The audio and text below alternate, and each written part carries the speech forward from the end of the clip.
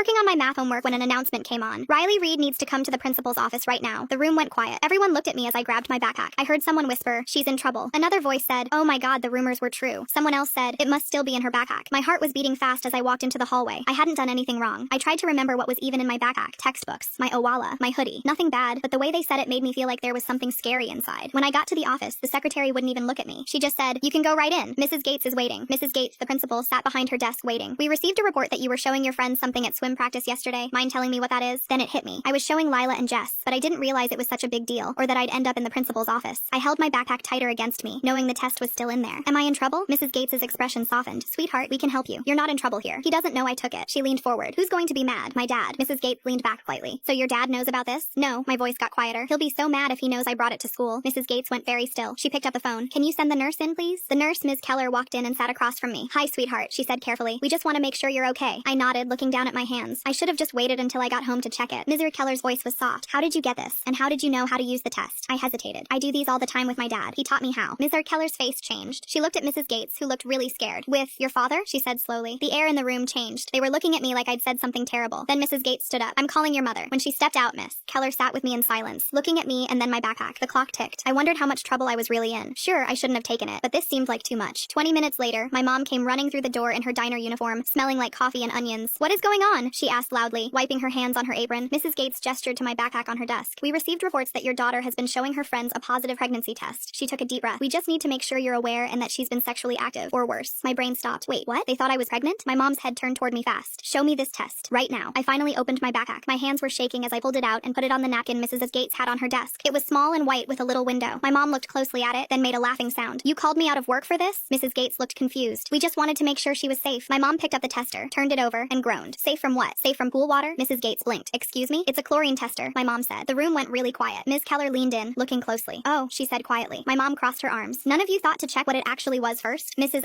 Gates cleared her throat. "It looks like there was a mistake." My mom looked at me. "Did you take this from your dad's work?" I nodded. "I just wanted to show Lila and Jess if the rumors about how dirty the pool was were actually true." I paused. "And they were. It's barely safe to swim in." Mrs. Gates said she was really sorry, and then made a school announcement about talking to people and not spreading rumors. But it was too late. When I got back to class, everyone stared. Someone whispered, "Guess she's not as ran through as they said," and a few kids laughed. But that wasn't even a good joke. I'm not even on the track team.